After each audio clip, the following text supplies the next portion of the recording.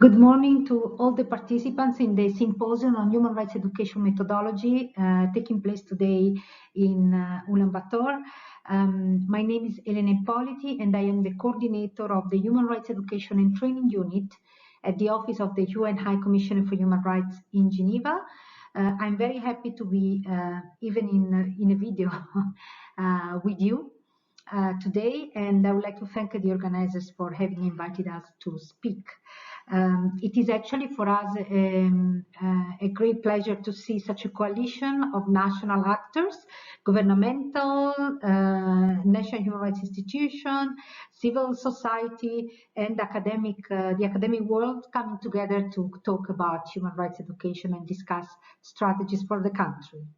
I've been invited to speak on the issue of human rights education and training methodology, and I would like to focus on the following 4 points.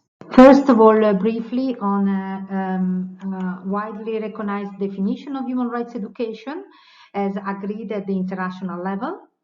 Then I will touch upon the issue of human rights education in formal education, which means in primary, secondary, higher education. Thirdly, I would say a few words on human rights education for youth because it's a current priority globally, worldwide. And finally, I will look into some key principles for effective human rights training that could be useful for your discussions during the symposium. So, as I was mentioning, first, just to clarify a definition of human rights education as agreed by the international community, human rights education or training, these two words are usually used interchangeably.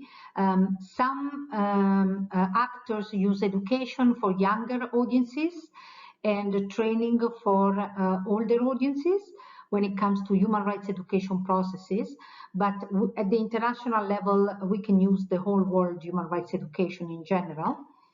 So it is an organized effort to transfer knowledge and develop skills and attitudes that encourage behavior, which is action to promote and protect human rights. So human rights education goes well beyond just learners learning about human rights and mechanisms for protections, and has to tackle also skills for them to identify and address human rights issues, as well as it has to reinforce attitudes which uphold human rights in order to encourage action, as we said, to promote and protect human rights. That is why actually human rights education is quite a complex undertaking, and the methodology is key. Because if we don't use the right methodology, we may not achieve the objectives of actually mobilizing action for human rights. I will address more the issue of methodology a bit later on in my presentation when I will talk about key principles for human rights training. But before looking into that, I would like to focus a bit on human rights education in formal education, as I see that is one area of interest for the actors who are organizing this symposium. And I would like to point out that according to UN standards, integrating human rights education in formal education is a comprehensive approach that requires action in different aspects and different areas of the educational system. But first of all, policies and implementation measures. Policies such as educational laws or regulations concerning the education system, which need to include human rights and human rights education, as well as implementation measures, making sure that there are measures in place to ensure the implementation of those policies, which may include the different things, for instance, coordination mechanisms between different actors, the development of plans of action or strategies, as well as the allocation of resources and responsibilities to different partners, as well as the development of support structures, like, for instance, resource centers. A third area of interest should be the human rights training and professional development of teachers, professors, and other education personnel. Because the training profession or the educational profession has to model human rights. So they need to be trained not just in human rights content, but also in appropriate human rights education methodologies that they can apply in the classrooms with the students. And finally, the learning environment. Human rights education cannot be learned in an environment that does not practice human rights, where human rights are not practices. So there are a lot of activities that can be considered in this area of work, such as for instance, adopting charters of school authors' rights and responsibilities, or non-discrimination policies, enhance opportunities for students' participation in the school and the university life, or also facilitating interaction between the school, university, and the community. Now, all these different areas of intervention are more detailed in this publication of the United Nations Human Rights Office, that is a joint publication with UNESCO, which is entitled Human Rights Education in Primary and Secondary School Systems, a Self-Assessment Guide for Governments. And maybe I would advise that the symposium organizer may consider translating it into Mongolian for giving a broad dissemination in the country. Before moving to training methodology, I wanted to also highlight the importance of human rights education for youth, being a current priority at the global level. All member states, including Mongolia, have launched at the United Nations General Assembly a World Program for Human Rights Education in 2005, and is a program that is still ongoing and is organized in consecutive phases. And the current phase from 2020 to 2024 is dedicated to human rights education for youth, but specifically. Of course, human rights education for youth means human rights education, both in formal education, secondary and school and higher education, as well as vocational training, but also in non-formal education, meaning all the activities that take place outside the school system that are, for instance, promoted by civil society organizations. And I wanted also to inform that there is a plan of action for national implementation of human rights education for youth that has been adopted by the United Nations Human Rights Council, and this plan of action provides a clear strategy for developing human rights education for youth at the national level. So for those of you who have not been able to see this document, I would very much suggest dissemination also in Mongolia. And now let me focus the second half of my presentation on key principles, methodological principles for effective human rights training. And we need to make a premise here. The fact that human rights training is not an isolated intervention. Human rights education and human rights training need to be part of a bigger strategy for human rights change. There are many different interventions that can take place in a country to make sure that a positive change for human rights. It could be, for instance, policy reforms. Other intervention could be, for instance, institution building or research or monitoring human rights. So we need to be clear what is the role of our human rights education or human rights training effort in the context of this bigger strategy. Then the four main points that I would like to focus on are the following. First of all, the focus on the learners. Secondly, the training process, which is a cycle. Thirdly, participatory and varied training techniques, the importance to use such techniques. And finally, the importance of continuous evaluation in human rights training.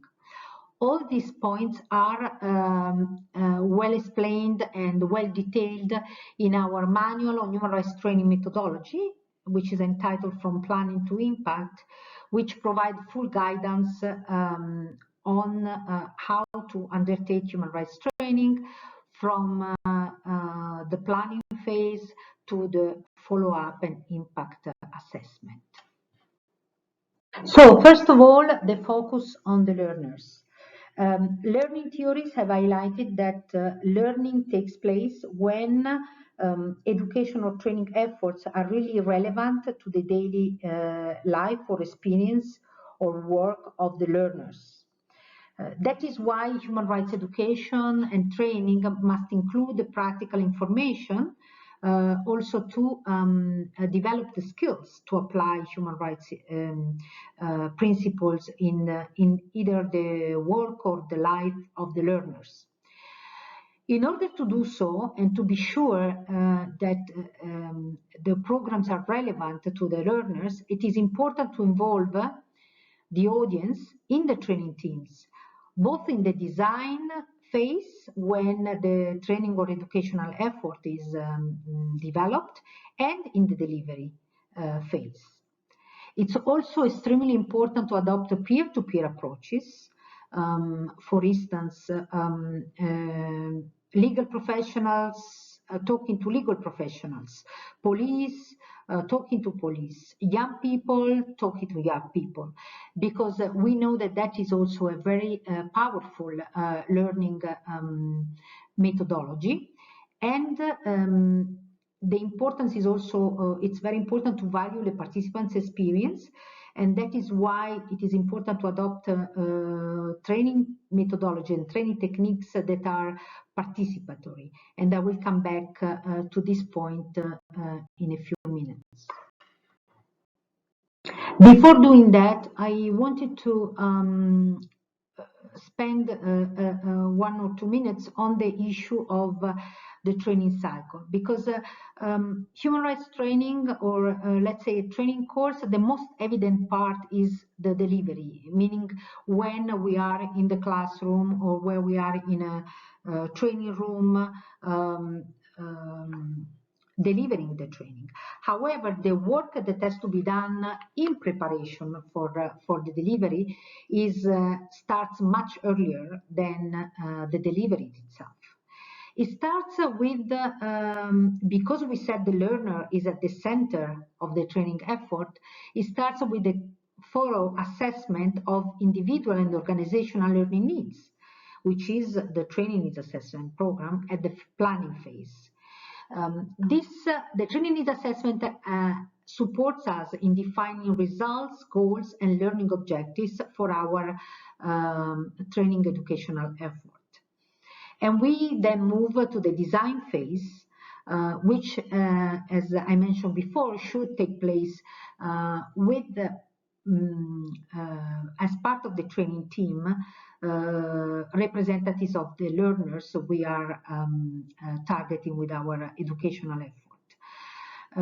After design and organization, we are then in front of a delivery. There will be the actual delivery of the educational training activity, and which doesn't finish with the end of the course or of the session, but continue in the follow-up phase, and in particular with the assessment of training results on the short term and the training impact on the longer term.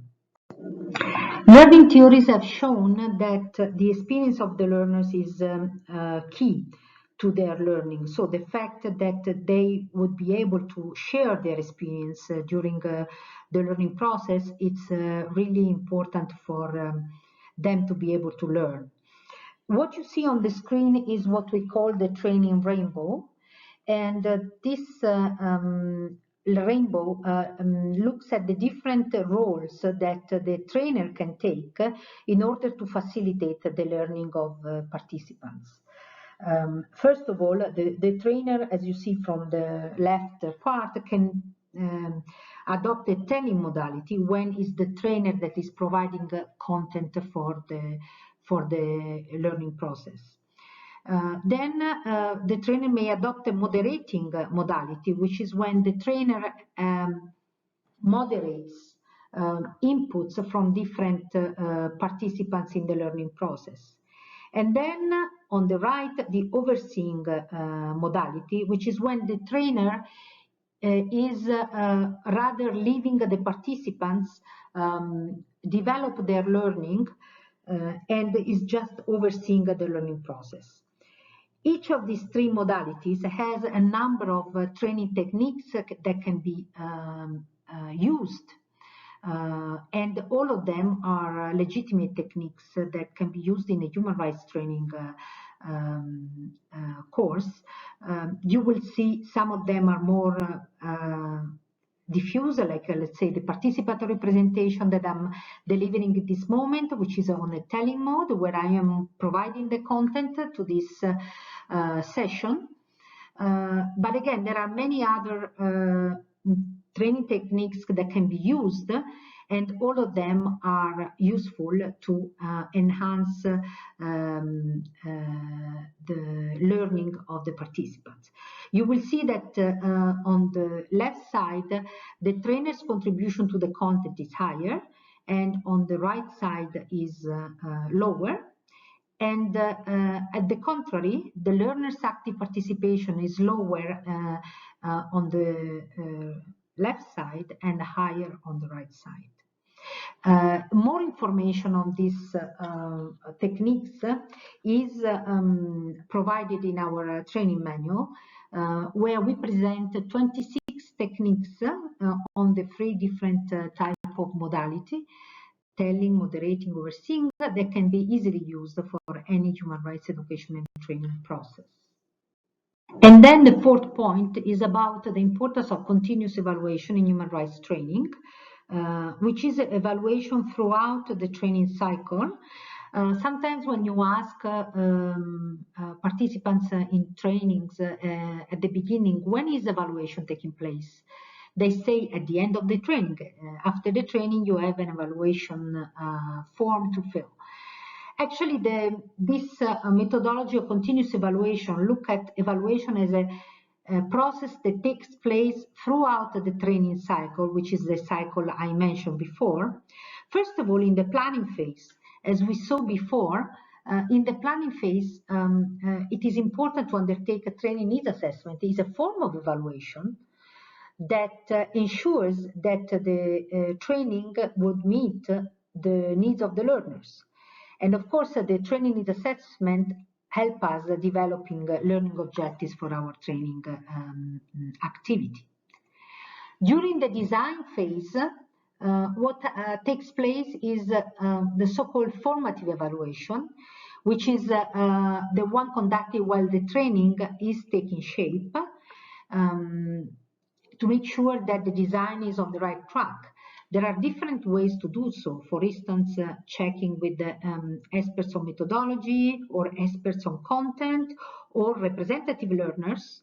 As I mentioned, it is very important to have learners as part of the training team, even during the design phase, as well as conduct some pilot training courses to see if there is something to be adapted before a full training is delivered. During the delivery phase, what takes place is so-called the summative evaluation, which is the end of training, but can be also end of the day when training is taking place on a number of days, and is conducted at the end of the training activity to understand if the learning objectives have been met. And finally, the evaluation that are taking place at the later stage, the transfer and impact evaluations, that will help us determine whether the training activities has had an impact, first of all, on the learners themselves, and then like a ripple effect, like a drop that touches the water from the learners to their organizational group and to their broader community. Of course, this was in a nutshell, many concepts, a lot of information for a 20-minute presentation. But I hoped I gave you a lot of food for thought for your discussion on human rights education methodology during today. And also, I wanted to mention that, as you can see, my address is on the slide. We are at your disposal to discuss also cooperation or any kind of support you may want to receive from our office. Thank you very much for your attention, and I wish you a very productive symposium today.